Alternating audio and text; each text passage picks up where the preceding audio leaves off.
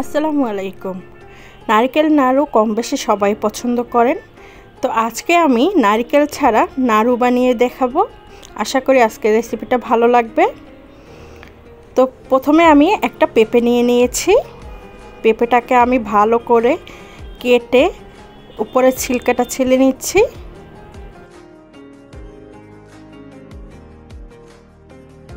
ছিলে নেওয়া হয়ে গিয়েছে, এখন আমি এটাকে কেটে নিচ্ছি। কেটে নিয়ে আমি ভিতরের যে শাঁসটা রয়েছে সেটা আমি ফেলে দিব।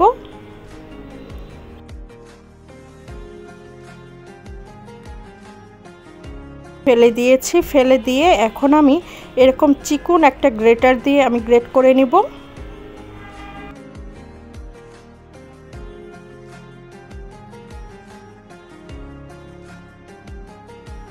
তো দেখেন কীরকম চিকন হয়েছে, ঠিক এভাবে করে নিব। সবগুলো আমি করে নিয়েছি। এখন আমি একটা পাত্রে নিয়ে নিলাম। এখন ভালো করে আমি ধুয়ে নিব। ধুয়ে নিয়ে এরপরে আমি একটা প্যানে বসিয়ে দিব। প্যানে বসিয়ে দিয়ে আমি পরিমাণ মতো পানি দিয়ে একটু সেদ্ধ করে নেব 5 মিনিটের মতো। বেশি সেদ্ধ করা যাবে না, পেঁপের যে একটা স্মেল আসে সেটা যেন না আসে।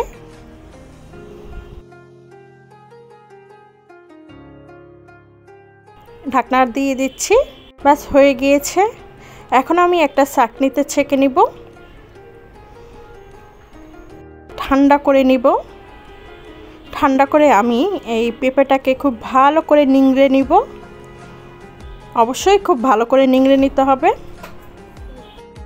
খুব ভালো করে নিংড়ে নিতে হবে যেন পানি না থাকে।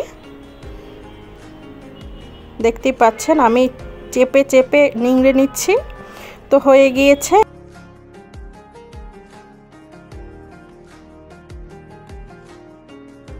এখন আমি একটা প্যান বসিয়ে দিলাম। 1 কাপ পরিমাণে পানি দিয়ে 1 কাপের একটু কম আমি দিয়ে দিলাম গুড়। আপনারা এটা চিনি দিয়েও করতে পারবেন। চিনিটা ক্যারামেল করে এরপরে করে নেবেন। 3টা এলাচ আর 2টো তেজপাতা দিয়ে দিলাম। গুড়টা ফুটে গিয়েছে। এখন আমি দিয়ে দিচ্ছি পেঁপেটা। পেঁপেটা দিয়ে আমি ভালো করে নেড়েচেড়ে নিব। খুব ভালো করে মিশিয়ে নিতে হবে আর পানিটা টানিয়ে নিতে হবে। আপনারা বাসায় একবার হলেও ট্রাই করবেন, কেউ বুঝতেই পারবে না যে এটা আপনি পেঁপে দিয়ে তৈরি করেছেন।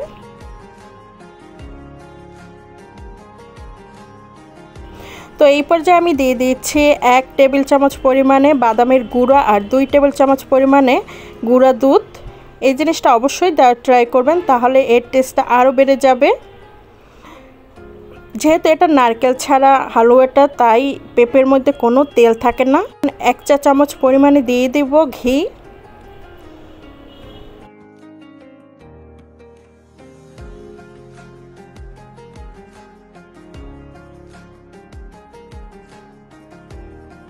ঘিটা দিয়ে আমি আবার খুব ভালো করে মিশিয়ে নিব।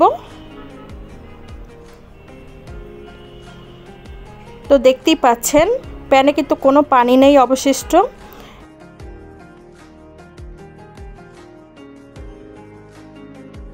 লাড্ডু বানানোর জন্য এগুলোকে আমি আগে ঠান্ডা করে নিয়েছি। ঠান্ডা করার পরে আমি গরম মশলাগুলো তুলে ফেলে দিলাম। এখন আমি গোল গোল লাড্ডু তৈরি করে নিচ্ছি। আপনারা আপনাদের যেভাবে ইচ্ছে সেভাবে শেপ দিয়ে নেবেন। আমি মাঝারি সাইজটা করে নিচ্ছি। দেখতেই পাচ্ছেন, এটা তো আপনারা সবাই জানেন যে কিভাবে গোল করতে হয়। তো এইভাবে করে আমি সবগুলো করে নিব। দেখতেই পাচ্ছেন কতটা সুন্দর হয়েছে আর খেতেও ভীষণ মজা হয়েছে। কেউ বুঝতেই পারবে না যে এটা আপনি পেঁপে দিয়ে তৈরি করেছেন। আর এটা এতটাই মজা যে কি বলবো, আপনারা অবশ্যই একবার হলেও ট্রাই করবেন।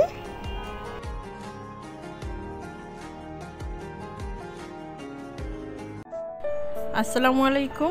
আজকে আমি একটা মজাদার মাছ রান্না করব। প্রথমে আমি পেঁয়াজ কুচি দিয়ে দিলাম, এরপরে 2টো তেজপাতা আর একটা এলাচ দিয়ে দিলাম।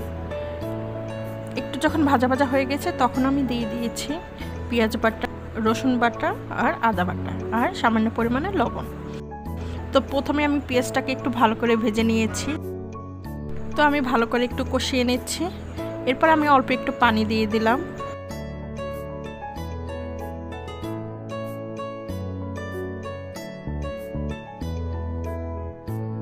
হলুদের গুঁড়া, মরিচের গুঁড়া আর সামান্য একটু জিরার গুঁড়া, এগুলো দিয়ে আমি ভালো করে কষিয়ে নিব।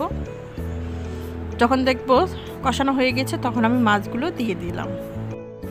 আপনারা বলতে পারেন এই মাছটার নাম কি, কমেন্ট বক্সে জানিয়ে দেবেন। মাছগুলো দিয়ে আমি ভালো করে একটু কষিয়ে নেব আর দিয়ে দিলাম 4-5টা কাঁচামরিচ। ভালো করে একটু নেড়েচেড়ে নিচ্ছি। এখন সামান্য একটু পানি দিয়ে কষিয়ে নেব।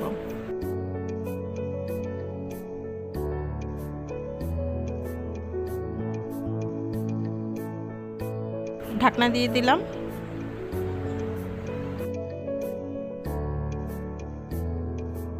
তো কষানোটা আমার হয়ে গিয়েছে, আমি আরেকটু ভালো করে কষিয়ে নিচ্ছি। যত বেশি কষাবেন তত বেশি মজা হবে। এখন আমি পানি দিয়ে দিলাম পরিমাণ মতো, যাতে মাছটা সিদ্ধ হয়। তো মাছটা প্রায় হয়ে এসেছে। তো আমি অল্প একটু গরম মশলার গুঁড়া আর অল্প একটু জিরার গুঁড়া দিয়ে দিলাম। আমি পানিটা টানিয়ে নিচ্ছি। দেখতেই পাচ্ছেন পানিটা শুকিয়ে গিয়েছে, তেলটা ভেসে উঠেছে। এখন আমি ঢেলে নিচ্ছি। কতটা ইয়ামি লাগছে দেখতে পাচ্ছেন।